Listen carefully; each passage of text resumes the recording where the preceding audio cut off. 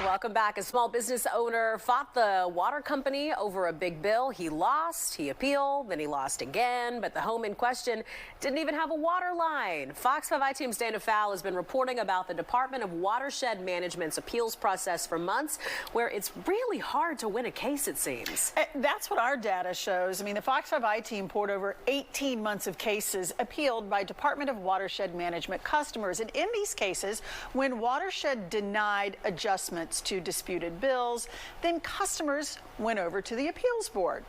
In our research, they lost 80% of the time. A small family-owned company appealed a nearly $30,000 bill, and as she just told us, lost, even when a higher-up in the water company sided with the customer. That decision was also overturned. It was a kangaroo court, to be honest. That's how a frustrated business owner and Atlanta City taxpayer describes dealing with the Department of Watershed Management's appeals process. In an email to the higher-ups at DWM, Jeff Rawl of Revive Construction Group called the appeals board's decision to make him pay a nearly $30,000 water bill criminal. Let's go back to where this saga began, an empty lot in the city's East Lake community. We bought the land several years ago, and there was no home here. There was no water meter. Jeff Rawl has been building and renovating in the city of Atlanta for 20-plus years. He has a routine. I started my process. I ordered the water meter. Department of Watershed Management installed a standalone water meter October 4th, 2022. When that meter was installed, there wasn't even a foundation at that house. So there was nothing for them to connect to. It was 2 months before Revive Construction even began to build a home here. But before the dirt was even turned over, the water meter was apparently hard at work. 1 month after the water meter was installed, an $8,899 water bill arrived. That's more than 300,000 gallons of water in a single month. According to the EPA, the average family of 4 only uses 400 gallons. Bills for an empty lot with no connection to the water meter poured in at these numbers for 5 months, finally coming to almost $30,000. Department of Watershed Management sent someone out to take a look. The utility's own notes read, "Meter isn't connected to the house." It also said no leak was found. When the water meter was finally connected in February 2023 to the newly built home's plumbing, the water bills plummeted to $13.12. Still, Atlanta Watershed Management denied a bill readjustment. Revive Construction appealed. We never used water from our meter. We used water from our next door neighbor to rinse tools, and that would be the only water that we would have needed. One board member said there are only 3 options here: use of water, loss of water, or theft. Because there's a period there when nobody is out there. You know, your workers are not out there, nobody's out there, and an unscrupulous character who know that you're working on the site.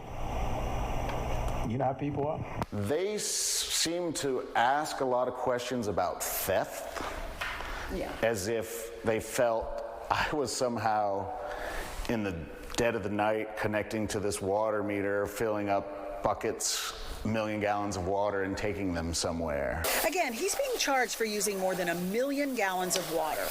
That's what this looks like. This swimming pool holds about 10,000 gallons.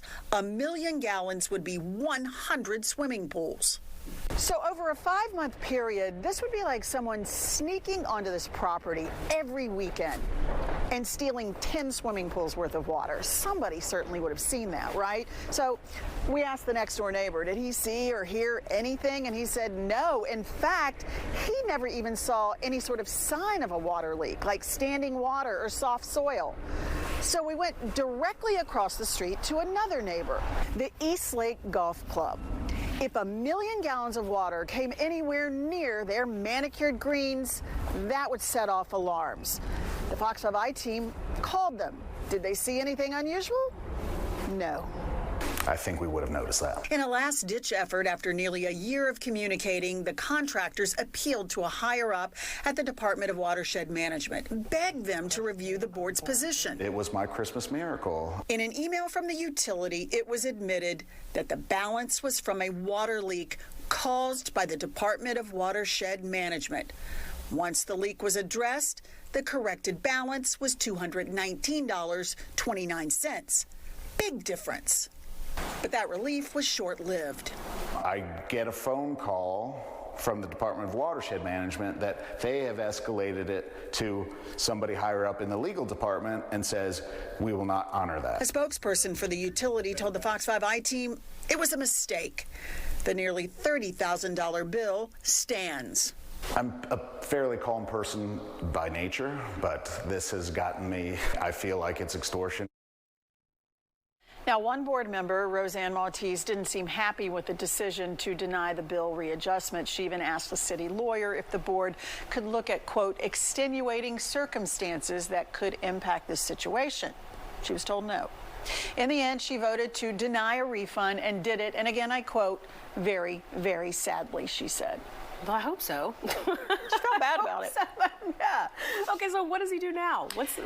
He can take the case to Superior Court. In fact, we've done that story before. And when you do file to take the case to court, which the appeals board will tell you is an option, then the water department pushes back and responds, you can't sue us. The board left the listener to suspect theft. Yet there is no proof of this whatsoever, just complete speculation. Again, I'm going to repeat this. The I-Team tried to figure out how this water could have been stolen. The math shows us that someone had to sneak into that neighborhood with lots of traffic and homes and steal 10 swimming pools of water once a week at night when nobody was watching. That is why he was denied. Speculation about a far-reaching and frankly curious possibility. Wild. And I mean, hey, we're not on the I-Team, but even to, I feel like most of us, that probably sounds, we did impossible. another big story on this in the last couple of months, and it was denied based on a speculative reason that logically didn't make a whole lot of sense.